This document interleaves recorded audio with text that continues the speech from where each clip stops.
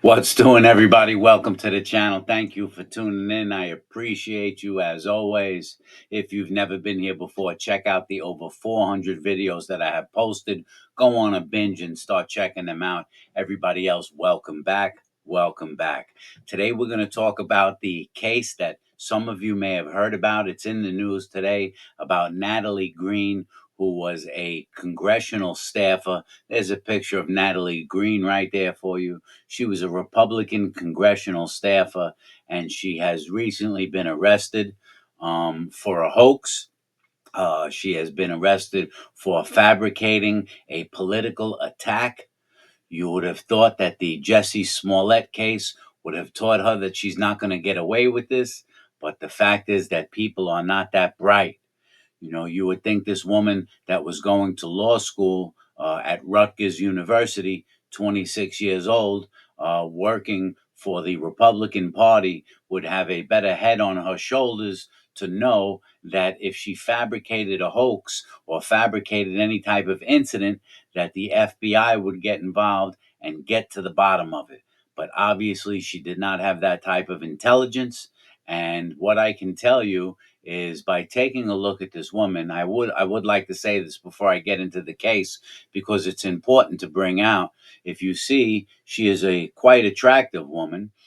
She was going to law school, very pretty, and it shows you that pretty women can be very dangerous. Could you imagine if she does something like this, what she would do if she was angry at a boyfriend? What would she do if she was angry at a husband? What would she do if she was just angry at another individual in society? What length would she go to hurt that person? What length would she go to bring someone down? And the point is that, unfortunately, people tend to believe an attractive female, an attractive, intelligent female, right? In the old days, it seemed that they believed them all the time, that the man was always in the wrong. The man was always the aggressor. The man was always the one to start the problem or create the incident. But these days, I think people are coming to understand that the female species can be just as dangerous, vindictive, and just dangerous. I'll say it again. They could be dangerous. So Natalie Greene was, and that's the truth in reality, however it sounds. Natalie Greene was working for the Republican Party. She was a congressional staffer, 26 years old, out of New Jersey. I wrote a few notes so I don't forget to tell you anything. She faked a violent political attack, and what she basically did in a place called Egg Harbor, like a nature resort, she said with an accomplice that she was attacked by three men. Uh, these three men used zip ties to tie her up, that the three men were armed with a gun.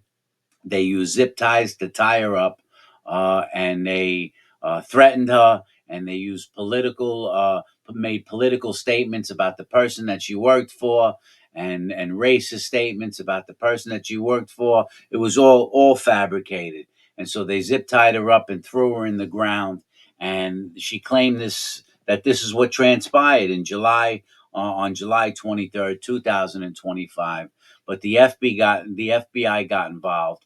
The first thing they did is when they went to her car. Look how ignorant this woman is. The first thing they did when they went to her car is they found similar zip ties inside of her car. They found the tape that was used to tape her up inside of her car. Right there just shows you the stupidity. You're going to fake an incident, get zip tied, and get taped up, and then leave the zip ties and tape inside of your car. How crazy is that? But before the incident, she paid $500 to someone to cut her with a scalpel, right? And they cut her face with the scalpel. They cut her shoulders with the scalpel. They cut her neck and her arms and her back with a scalpel.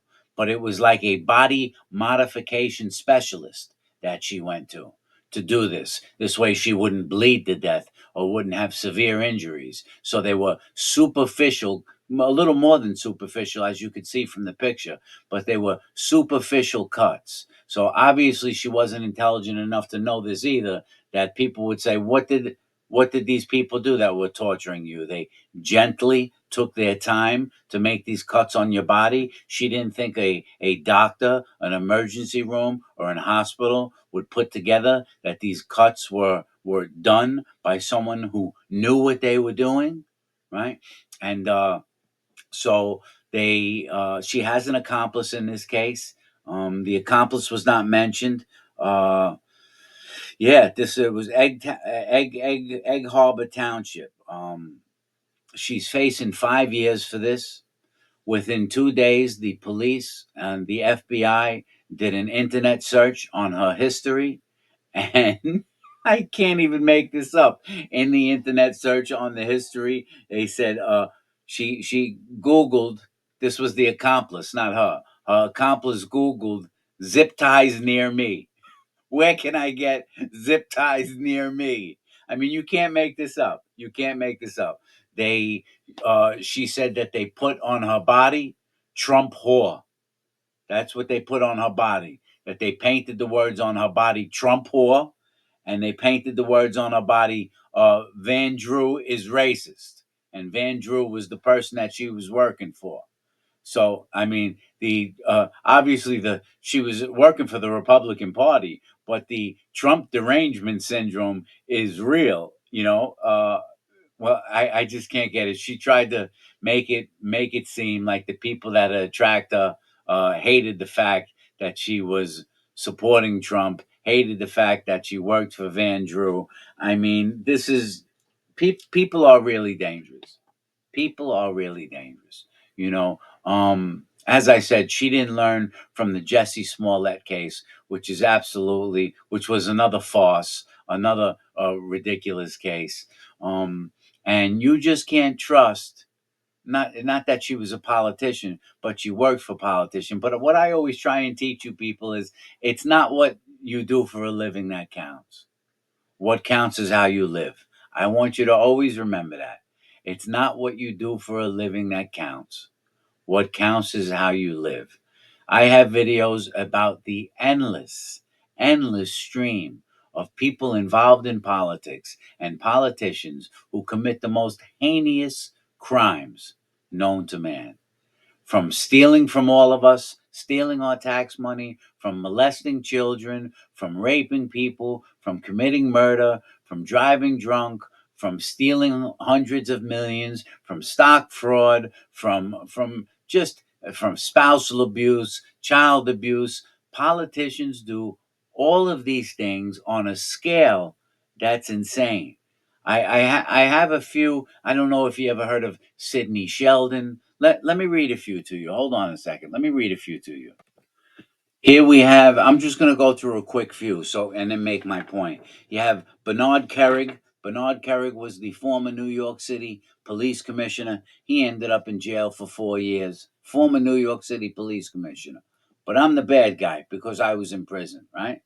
They'll point the finger. These people, these police officers, these politicians, the criminal justice system will point the finger at me or anyone else that's in jail because they're poor and they don't have money, that they're the bad guy. How about this guy, parole commissioner? He resigns, right? Parole commissioner resigns. This list will go on forever. Here we have Alan Hevesy. You heard of Alan Hevesy? Alan Hevesy, disgraced former state controller Alan Hevesy, was powerful Queens Democrat serving a 1 to 4 year sentence and a medium security facility. How about Dean Skelos? Dean Skelos and his son, right? The next job Dean Skelos gets his son may be in the prison commissary. All right. This is the former state majority leader, was convicted of bribery, extortion, and conspiracy charges. How about Sheldon Silver? Sheldon Silver. You ever heard of Sheldon Silver? Former Assembly Speaker Sheldon Silver was sentenced to 12 years. I mean, this goes on and on, thousands of them, right? And the point I'm making is that the politicians are just as dirty as anyone. And anyone that walks around and shakes their hand and says, "Oh, nice to meet you," is a fool, right? And this goes back to human nature. We're not going to get into that whole discussion, but when you give human beings power, that power corrupts. All right. Look at the Stanford experiment for that. So I'm not going to go off on a tantrum. The point I'm saying is that politicians are dirty. They are dirty. They just wear a suit and tie. Okay. Now, they could point the finger at me that did something one time, right? And I'll make a little point here. I'm not making light of it. Unfortunately, in when I was 24 years old, I took the life of someone while I was in an altercation under the influence of drugs. It was a very sad, very unfortunate incident, right? It was a one-time incident, and I'm not making light of it, right? But all those politicians, all the criminal justice system, the court system, the district attorneys will point the finger at me and say that because of that crime, I'm a menace to society. Because of that crime, I'm dangerous. Because of that crime, I should be locked up for 20 years. When the reality is that they themselves live a criminal life every single day. I didn't do what I did every day. What I did was a one time incident. Okay. I didn't walk around society killing people every day. These individuals, these politicians live every single day of their life to rob, steal, take bribes, extort, embezzle, abuse, rape. They do it every day. It is a way of life from them. They just do it with a suit and tie, and they act like they're these politically correct people, but they're not. And so you need to know who the real criminals are. You can be pro America and wave the American flag or be proud of your country. I understand that, but are you proud of the people who are running the country? Are you proud of the people who are doing this to us? Look at what this lady did. This lady is crazy. This lady has to have severe mental illness. This Natalie Greene, a law student, 26 years old, fakes uh, uh, uh, a hoax saying she was tied up, she was cut with scalpels, she had Trump whore written on her. It was three men with a gun. She involves at least two other people. The person she hired for the $500 to make the cuts on her, that person knows the story. The co-defendant that she had that made the phone call that said as they were walking through the park, three men attacked them and she was able to escape. This is a dangerous woman. She's facing 5 years. I have the feeling she doesn't do a day when all is said and done. She ends up getting probation. She ends up getting maybe 6 months, if that. If I was to commit a crime like that, or you were to commit a crime like that, giving false statements to the police, creating a hoax, and bringing it to the FBI, we would be doing 15 to 20 years in prison. She's facing 5. So I just wanted to point out that there's some dangerous people out there. And that's the story of the day. I'm out of here, guys. I'll make another video later. Peace.